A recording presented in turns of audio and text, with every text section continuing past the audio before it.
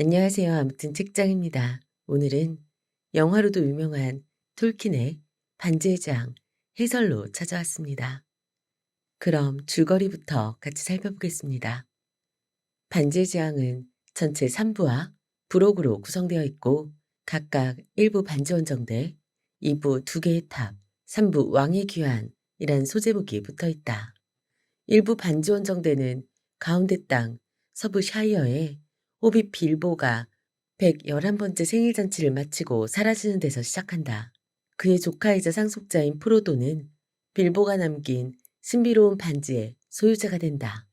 이른바 절대 반지로 불리는 이 반지는 반지의 제왕 사우론이 모르도르에서 만든 반지로 반지를 낀 사람을 다른 사람의 눈에 보이지 않게 만드는 신비한 마법을 지닌, 그러나 결국은 그 소유자를 사우론의 수하로 만들어 타락시키는 사악한 힘을 지닌 반지이다. 빌보는 60년 전에 모험 여행에서 우연히 이 반지를 입수하였고 그동안 반지의 힘으로 장수를 누리고 있었다.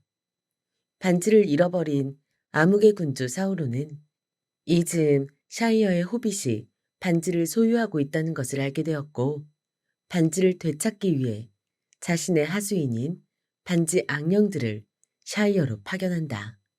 그러나 반지의 비밀을 알고 있는 마법사 간달프는 프로도에게 반지와 함께 샤이어를 떠날 것을 종용하고 프로도는 충직한 하인 샘과 함께 메리, 피핀을 데리고 길을 떠난다. 그들은 곧 반지 악령들의 추격을 받지만 톰 봄바들과 아라고른 등의 도움으로 천신만고 끝에 요정 군주 엘론드가 은신하고 있는 깊은 골 리벤델에 당도한다. 엘론드가 주재한 깊은 골 대책회의에서 사우론과 반지의 내력에 관한 중요한 사실들이 밝혀지고 아울러 마법사 사루만이 타락하여 반지를 노리고 있다는 것도 드러난다. 이 회의에서 반지를 모르도르로 가져가 파괴하는 것이 최선의 방안이라는 결론이 내려지고 프로도가 반지의 사자로 이 일을 떠맡는다.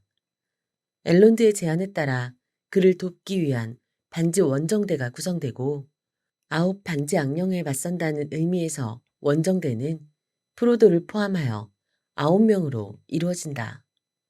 샘과 메리, 피핀, 새 호빗을 비롯하여 마법사 간달프가 포함되고 요정을 대표하는 레골라스, 난쟁이를 대표하는 김리, 인간을 대표하는 아라고른, 그리고 곤도르 섭정의 장자인 보로미르가 일행에 합류한다.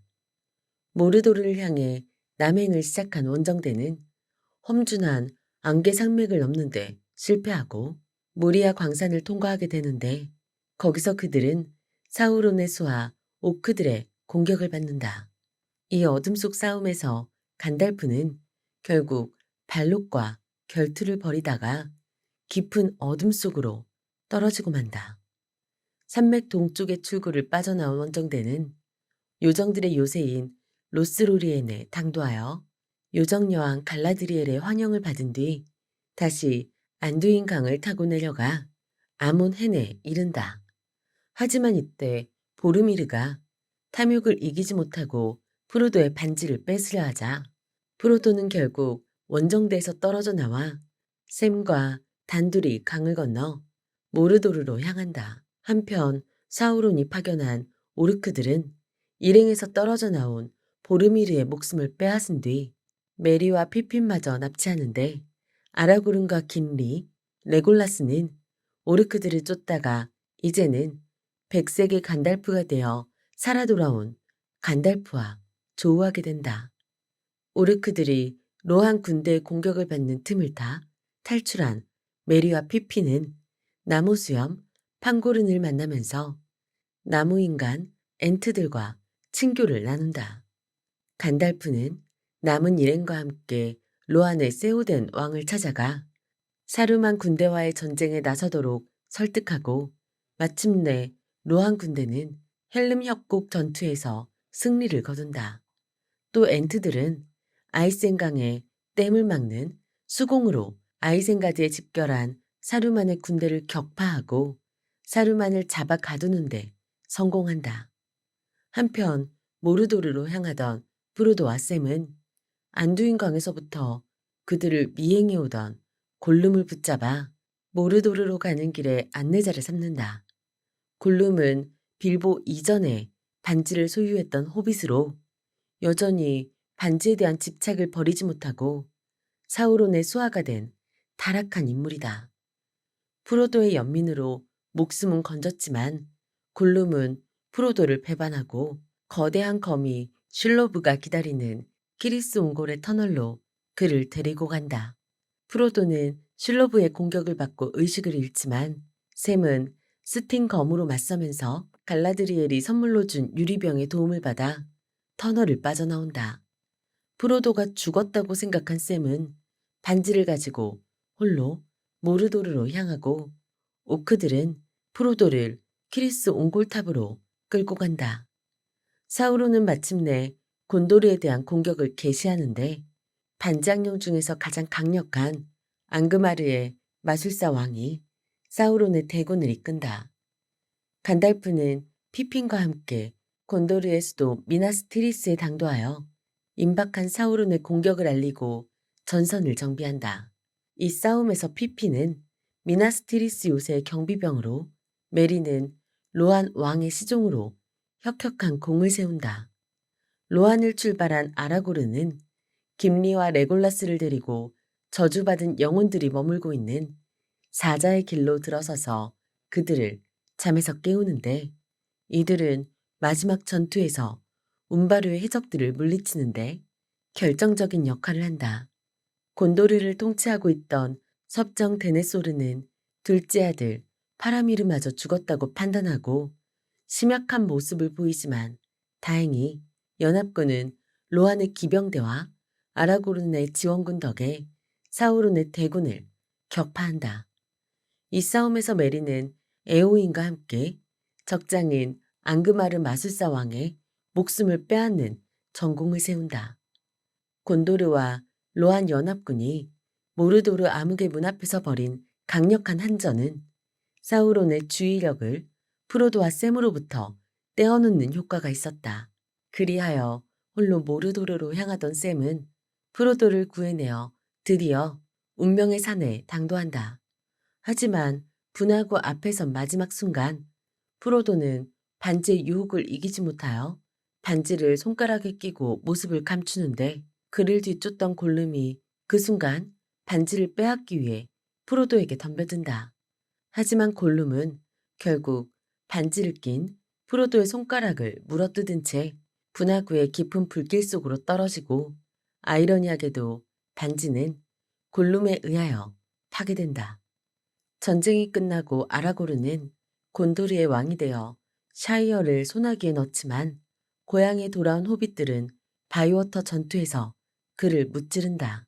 샘은 샤이어의 질서를 회복하고 로지 코튼과 결혼하는데 반지의 사자 프로도는 빌보와 간달프를 따라 회색 항구에서 배를 타고 불사의 땅으로 건너간다. 고향으로 돌아온 샘은 시장이 되어 아라고른이 세운 북왕국의 자문관이 되는데 로지가 죽고 난 뒤 딸에게 석금말에 붉은 책을 남기고 반지 원정대 중 마지막으로 바다를 건너간다. 이 책은 빌보의 일기로 시작하여 프로도를 거쳐 샘이 완성한 것으로 반지의 제왕을 비롯하여 톨킨의 환상소설 3부작으로 불리는 1937년의 호빗과 1977년의 실마릴리온에 출전이 된다. 호빗과 가운데 땅의 창조. 이른바 현대 판타지의 고전이라는 평가에도 불구하고 주류 문학에서는 아직도 반지의 제왕이 누리고 있는 성과를 인정하지 않는 이들이 적지 않다.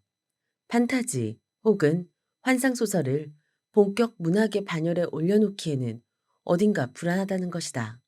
하지만 20세기 시작과 함께 리얼리즘, 모더니즘, 포스트 모더니즘으로 문학 환경이 변해오면서 본격 문학의 외연이 넓어지고 그동안 주변부에 있던 장르와 작가에 대한 관심이 확대되고 있는 것 또한 부인할 수 없다. 반지의 제왕이 누린 높은 대중적 인기는 이와 같은 문학적 환경 변화에 바탕을 두고 있다. 아울러 영화와 텔레비전을 비롯한 첨단 영상 매체의 등장 또한 문학의 범주, 특히 판타지 장르에 대한 인식 변화를 이끄는 데 유리한 토양을 조성하였고, 이에 따라 톨킨을 대하는 아카데미즘 전반의 상황이 최근 들어 조금씩 달라지고 있는 것을 확인할 수 있다. 그런 점에서 판타지를 읽는 가장 큰 즐거움은 현실 세계를 벗어난 시간과 공간, 인물, 사건을 만나는 데 있고, 반지의 장에는 이러한 초현실, 초자연 세계의 중심에 호빗이라는 희한한 종족이 있다. 프롤로그 첫머리를 "이 책은 주로 호빗에 관한 이야기다 라는 문장으로 시작할 만큼 이들은 핵심 등장인물이다. 작가는 무려 15쪽에 달하는 프롤로그를 통해 호빗의 외향과 특성, 관습과 취미, 종족 구성과 언어, 문화, 역사와 정치체제에 관해 상세히 묘사하고 있다. 키가 기껏해야 4피트에도 못 미쳐 난쟁이족보다 더 작은 이 종족은 크고 빛나는 눈에다 불그레한 뺨을 가지고 있고, 평화와 고요와 좋은 경작지를 사랑하며 웃고 먹고 마시기를 즐겨하는 자들이었다. 인간들과 같은 언어를 쓰며 신발도 없이 털발로 다니는 이들은 무엇보다도 대지와의 깊숙한 친교를 자랑하였고, 반지의 사자를 자임한 프로도처럼 필요할 때는 강인한 면모를 보여주는 종족이기도 했다. 반지 원정대에 포함된 다른 종족들, 곧 요정이나 난쟁이, 인간, 마법사를 비롯하여 가운데 땅에 거주하는 그 누구보다도 왜소하고 보잘것없는 종족이지만, 톨킨은 이들을 이야기의 중심에 세우고 가장 중요한 역할을 맡김으로써 인간 중심의 세계와 인간 중심의 문명에 대한 전복을 시도하고 있음을 어렵지 않게 확인할 수 있다. 호빗의 존재와 함께 또 한 가지 중요하게 기억해야 할 사실은 반지원정대의 구성에서 보듯이 그 시대가 공존과 연대의 시대였다는 사실이다. 원정대의 구성에서 독자들은 악의 세력에 대항하는 모든 피조물의 연합 전선이라는 상징적 의미를 읽을 수 있는데, 가운데 땅 서부의 샤이어는 호빗들의 땅이었지만 로한과 곤도르에는 인간들이 함께 살고 있으며, 그들 외에 요정과 난쟁이들 또한 주인으로 각자의 땅에 거주하고 있었다. 요컨대 그 시대는 지금처럼 인간이 세상의 중심에 있던 시대가 아니라 요정과 인간, 난쟁이와 호빗, 그리고 엔트와 후오른까지 함께 어울려 살던 공존의 시대였고, 그들은 각각 가운데 땅에 거하고 있던 여러 종족 중에 하나일 뿐이었다.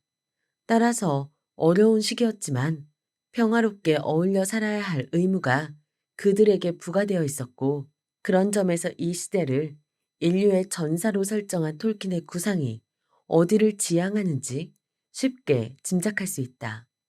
톨킨은 프롤로그에서 작품의 배경이 되는 공간이 비록 땅의 모양이 바뀌긴 했지만 바다의 동쪽이자 구 대륙의 서부임을 밝히며, 이곳이 현재 유라시아 대륙의 서부에 해당하는 지역임을 넌지시 암시하고 있다.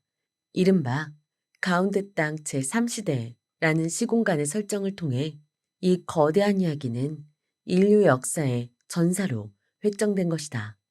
요컨대 반지 전쟁이라는 엄청난 전쟁을 배경으로 하고 있지만, 그 땅의 여러 피조물들은 서로 소통하고 교류하며 살아가고 있었다. 그런 점에서 작가는 인간의 독점적 지배가 이루어지고 있지만 삶과 역사는 더욱 추하게 타락해가는 오늘날의 세상을 가운데 땅의 역사에 비추어 살펴보고 싶었던 것이다. 요정과 인간, 난쟁이와 호빗, 마법사까지 함께한 반지 원정대 연대는 이들이 그 시절 가운데 땅에서 어울려 살아가던 방식 혹은 생존의 조건을 암시적으로 보여준다. 호빗을 비롯한 가운데 땅의 창조와 관련해서 독자들이 반지의 제왕에 매료되는 데는 그 구상의 정교함과 완벽함 또한 큰 역할을 한다. 톨킨은 프롤로그에 상세한 호빗 묘사는 물론이거니와 요정들의 언어 퀘냐와 신다린을 만들어내었고 탱가르와 키리스 등의 문자까지 창조하였다. 고전 연구자이자 언어학자였던 작가의 이력이 여기에 큰 도움이 되었음은 물론이다. 특히 거의 책 한 권 분량에 달하는 엄청난 규모의 부록은 작가가 가운데 땅의 형상화를 위해 얼마나 공을 들이고 있는지 실감나게 보여준다. 왕과 통치자들의 연대기를 비롯하여 서부의 연표, 가계도, 책력, 단어와 이름의 발음, 언어와 종족의 분류, 번역 지침 등은 완벽한 판타지 세계를 구축하는 결정적인 요소로 기여하고 있다. 톨킨 이후 숱한 아류 판타지의 등장에도 불구하고 반지의 제왕이 오늘날까지 최고의 환상소설로 남아있는 것은 이와 같이 완벽하게 구축된 환상세계 때문이며 그런 점에서 작가에게 붙여진 현대 판타지의 아버지라는 찬사는 결코 과찬이 아니다. 영웅시대의 종언. 인간이 역사의 주인공도 아니고 세상의 중심에 있지도 않은 이른바 가운데 땅 제3시대의 상황은 판타지로서 이 작품이 지니는 의의를 새삼 일깨워준다. 판타지의 본령이 인간의 이성과 질서가 지배하는 세계를 넘어선 또 다른 세계를 통해 인간 세계를 그 뿌리에서부터 새롭게 돌아보게 하는 성체를 제공하는 것이라면 가운데 땅의 역사야말로 그에 충분히 부합하기 때문이다. 인간과 요정, 호빗과 난쟁이가 함께 어울려 살아가는 인류의 전사에 대한 형상화는 인간이 중심이 되어 꾸려가는 오늘의 세계에 대한 의미심장한 의문부호로 다가온다. 그들이 살았던 땅이 지금 우리가 살고 있는 땅과 같은 바로 그 땅이며 깊은 숲속 어느 한 구석에는 지금도 요정이 숨어있고 또 고개 넘어 들판 위로 호빗 하나가 아장거리며 걸어가고 있을지도 모른다는 즐겁고도 두려운 상상은 인간 존재의 본질에 대한 무언의 문제제기로 읽힌다.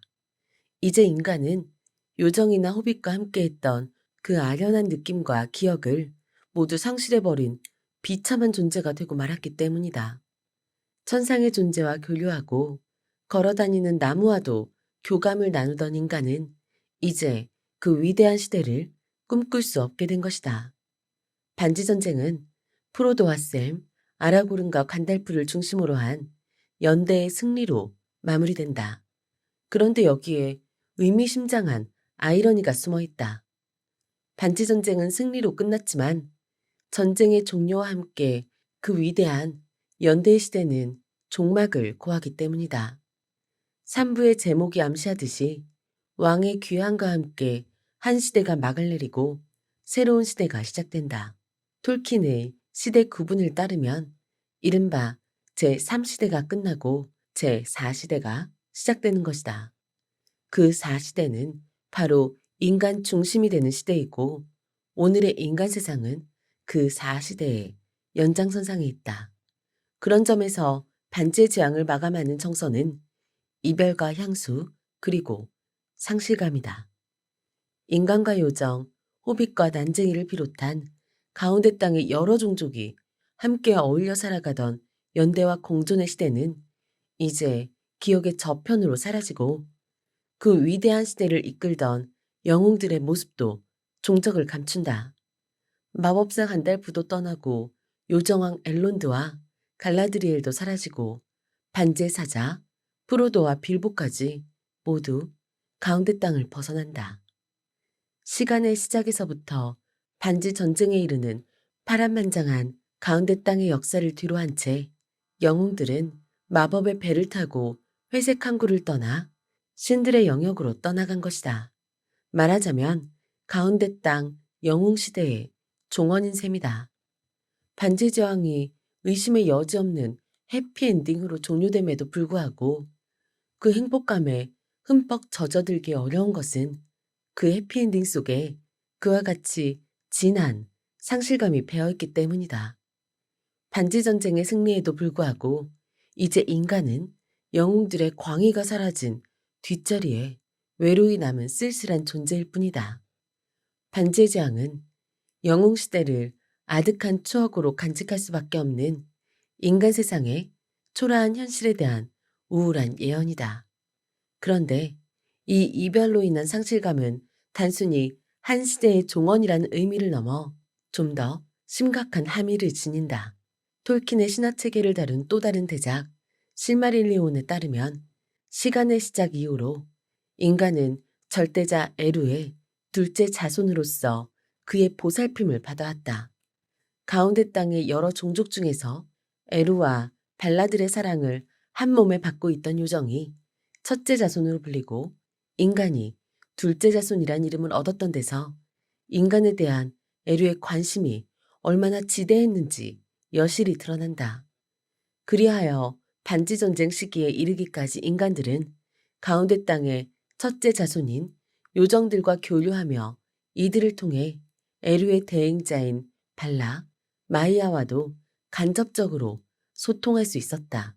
단순한 교류와 소통뿐만이 아니다.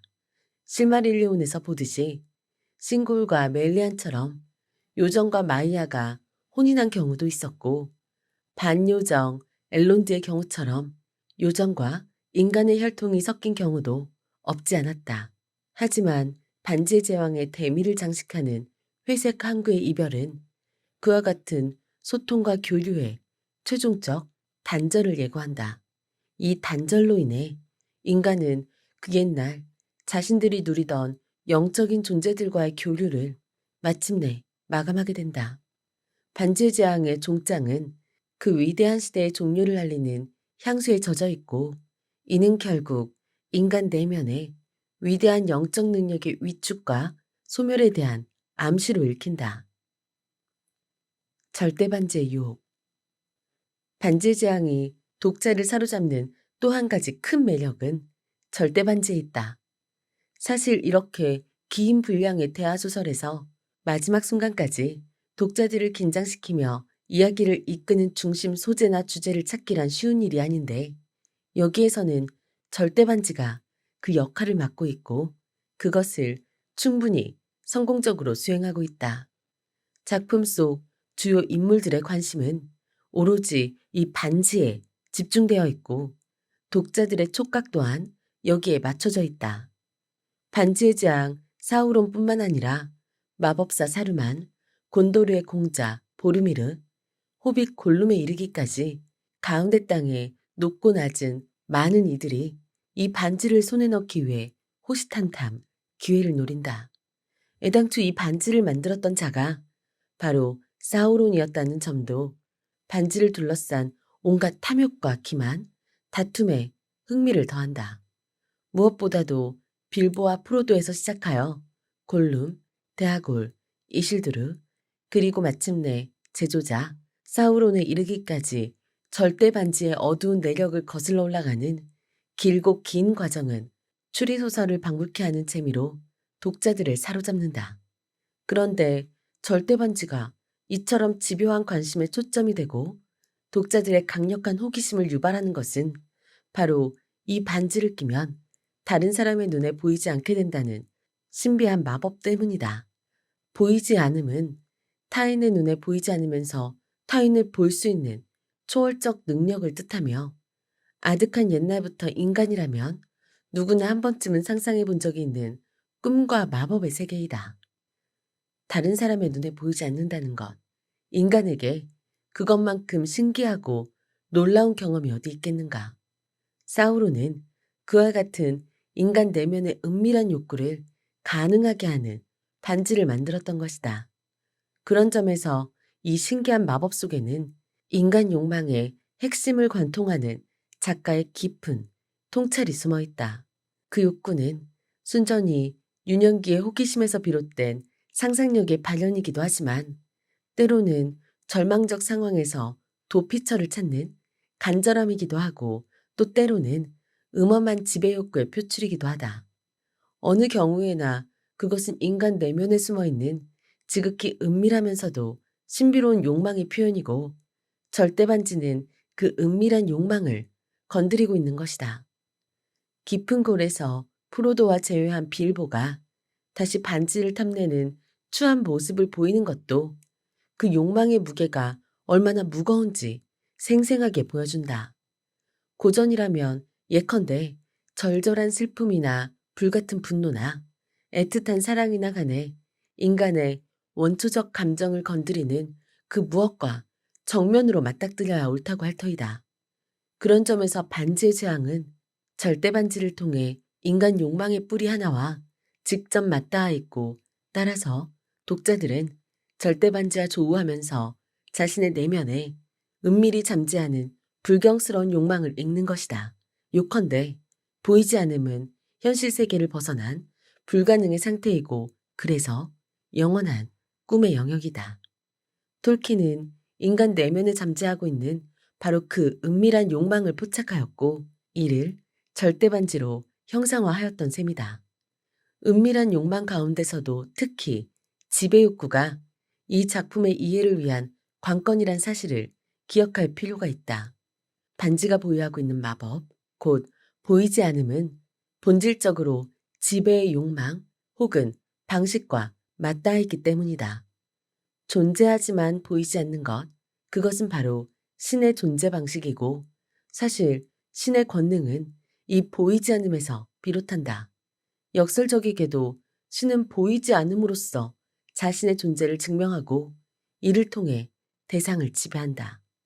따라서 남에게 보이지 않으려고 하는 인간의 오랜 욕망은 은밀하게는 신의 영역을 향한 갈망 혹은 도전으로 해석된다.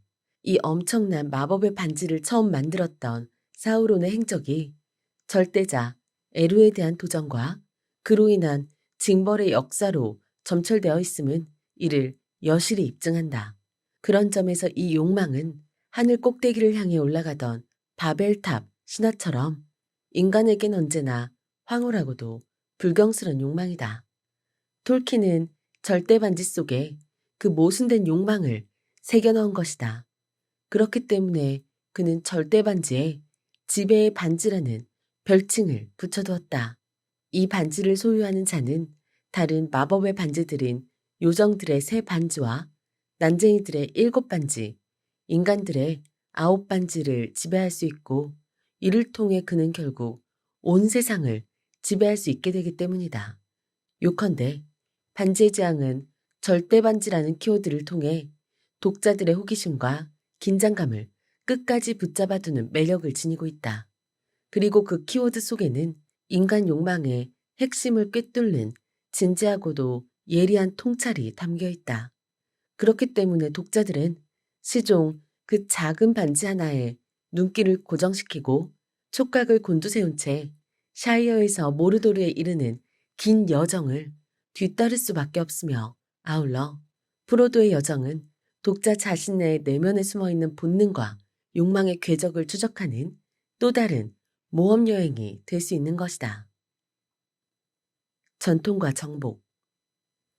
판타지에 대한 논의에서 을에 뒤따르는 도피주의 논란은 반지의 제왕의 경우도 예외가 아니다. 영웅시대의 종언과 이로 인한 상실감과 향수는 자연스럽게 작가의 시선이 과거 지향적이며 회고 취향이라는 비판을 불러일으키기 때문이다. 톨킨 자신도 판타지나 환상소설에서는 다소간 도피주의적인 성향이 없지 않으며 또 그것을 전적으로 나쁘게 볼 필요는 없다는 입장까지 밝힌 바 있다. 이와 관련해서는 로즈마리 잭슨의 비판이 검토를 요한다. 잭슨은 판타지를 문학적 상상력의 중요한 발현 양식으로 인정하면서 특히 일상의 전복을 판타지의 핵심 요건으로 꼽는다. 진정한 판타지는 도피가 아니라 부조리한 현실에 전복을 꿈꾸는 속성을 가지고 있어야 한다는 것이다. 일상의 안락과 친숙을 낯설고 불편한 것으로 바꿔놓는 것이 판타지이며, 따라서 판타지는 인간과 실제라는 이름의 틀 바깥에 있는 보이지 않는 전혀 다른 공간, 곧 어둠의 영역을 끌고 들어와야 한다는 것이 그의 주장이다.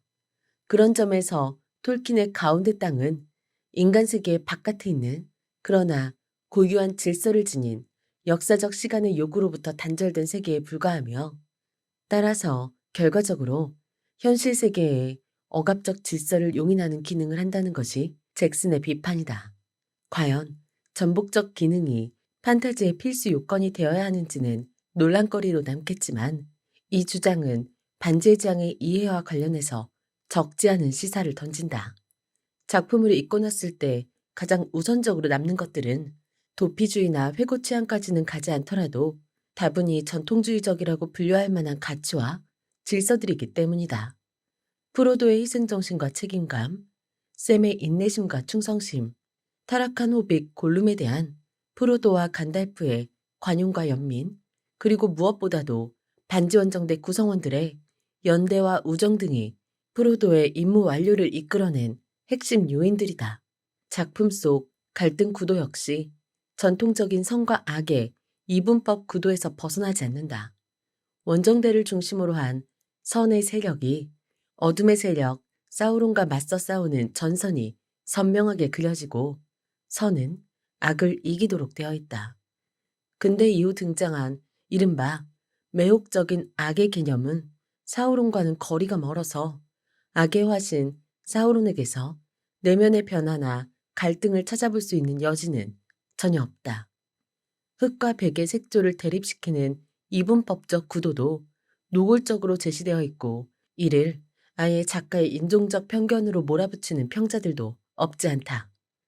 번박하게 전통적 질서로의 회귀로 명명할 수 있는 이와 같은 정서는 이 작품이 출간 당시 누린 우호적 반응에 대한 설명을 가능하게 한다. 20세기 전반기를 휩쓴 두 차례의 세계대전은 서구 사회를 엄청난 혼돈과 혼란으로 몰아넣었고 1950년대의 냉전 분위기는 첨예한 대립 국면과 함께 평화에 대한 갈망, 전통적 질서에 대한 희고를 불러일으켰다. 평화를 사랑하는 호빗들의 고향 샤이어의 목가적 풍경은 산업화 이전 전통적 공동체의 기억을 떠올리게 하였고 이들이 지향하는 가치가 궁극적으로 승리하는 이야기는 당대인들에게 넉넉한 정서적 만족감을 가져다 주었을 것으로 짐작할 수 있다. 하지만 20세기 내내 이어지는 반지의 제왕의 매력을 이것만으로 해석하기에는 아무래도 부족하다. 이를테면 샤이어의 평화로운 전경만 해도 전통적 공동체의 아련한 추억으로만 보는 것은 지나치게 단순한 접근이다. 샤이어의 대척점에 있는 사류만의 성체 아이센가드가 있고 이 성체의 묘사에서 이곳이 근대 기계 문명이 도달한 정점이라는 인상을 어렵지 않게 떠올리기 때문이다. 걸어다니는 나무 엔트들의 수공을 받아 아이센가드가 물에 잠기는 대목은 산업화와 공업화에 대한 자연의 저항과 복수를 암시하며 나아가 전쟁을 포함한 근대 문명이 이룩한 비인간성에 대한 근원적 문제제기로 읽을 수 있는 것이다. 그런 점에서 이 작품에서 느끼는 향수는 수동적 도피라기보다는 능동적 저항에 가까우며 패트릭 커리의 주장대로 해로운 향수가 아니라 힘을 주는 향수로 규정할 수 있을 것이다. 공존과 연대의 시대였다는 가운데 땅 제3시대의 풍경 또한 의미심장하게 다가온다. 인간이 주류가 아니라 마이너리티로 존재하는 세계에 대한 향수는 인간 중심의 현대 문명에 대한 우회적 비판에 해당하는데 같은 맥락에서 영웅시대의 종언에 대한 논의도 추가 해석이 필요하다. 인간은 함께했던 동료들이 모두 사라진 대지에 외로이 남은 존재가 되고 말았지만 영웅시대의 추억은 거꾸로 그들에게 호빗과 요정, 난쟁이, 그리고 마법사와 교류를 나누었던 찬란한 기억이 잠재되어 있음을 알리고 그 기억을 되살려낼 것을 요구하고 있기 때문이다. 모든 순박하고 고상한 그리고 거룩한 이들이 사라진 가운데 땅에 인간은 독종처럼 홀로 살아남았지만 그들 모두를 합쳐놓은 잠재적 선함과 잠재적 강함이 인간 내면에 숨어 있을 수도 있다는 신비한 메시지를 이 작품은 전하고 있는 것이다. 반지의 제왕은 이렇듯 복합적인 메시지를 전하고 있고 20세기 최초로 기성시대 권위에 집단적으로 저항하였던 1960년대의 서구 젊은이들이 톨킨에 열광하였던 것은 바로 이런 건강한 동화적 상상력, 인간 내면의 신비에 대한 통찰 때문인지도 모른다. 전복의 구도는 핵심 주제어인 절대 반지의 정체와 행로에서도 뚜렷이 나타난다. 반지의 제왕의 플롯은 양식적으로 성배를 찾아가는 중세 기사도 로맨스의 모험 여행 양식을 따르고 있지만 결정적으로 갈라서는 지점이 있다. 반지를 좇는 것이 아니라 버려야 하기 때문이다. 전통적인 기사도 문학에서라면 주인공의 모험은 신비한 능력을 지닌 보물을 얻기 위한 과정이고 보물을 손에 넣는 순간 과제는 해결되고 이야기는 종료된다. 하지만 톨킨은 이 공식을 뒤집는다. 반지의 제왕에서는 오히려 보물을 손에 넣는 순간 사건이 시작되고 기존의 로맨스와는 정반대 방향으로 일이 진행된다. 나아가 반지의 마법을 실행하는 것은 더욱 위험한 일이다.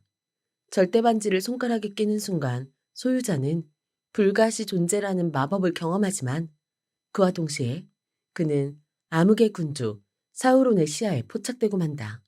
애당초 절대 반지의 주인이 반지의 제왕 곧 사우론이기 때문에 반지를 오래 끼고 있을수록 그는 사우론의 하수인으로 변할 수밖에 없는 것이다. 그렇기 때문에 프로도는 반지의 끈질긴 유혹에도 불구하고 반지를 낄 수 없고 또 버릴 수밖에 없다. 아니, 버리는 데 그쳐서는 안 되고 불에 산 오로드루인의 분화구에 반지를 던져 넣어 파괴해야만 한다. 그 엄청난 마법을 지닌 보물을 포기해야만 하는 프로도의 안타까움, 여기에 이 작품을 읽는 또 하나의 즐거움이 있다. 독자들은 반지의 유혹에 맞서 위태롭게 모르도르로 향하는 프로도의 고뇌를 안타까워하면서 다른 한편으로 골룸처럼 음흉하게 그 반지의 소재에 촉각을 곤두세운 채 뒤를 추적하는 것이다. 애당초 반지가 악의 본산 모르도르에서 만들어졌다는 것부터 이미 전통 모험단과는 다른 행로를 예고하고 있었다. 절대 반지는 고귀하고 신비로운 내력을 가진 신기한 보물이 아니라 악의 근원 모르도르에서 탄생한 말하자면 기술에 의해 제작된 악의 근원이기 때문이다. 여기까지 반지의 제왕 해설이었고요.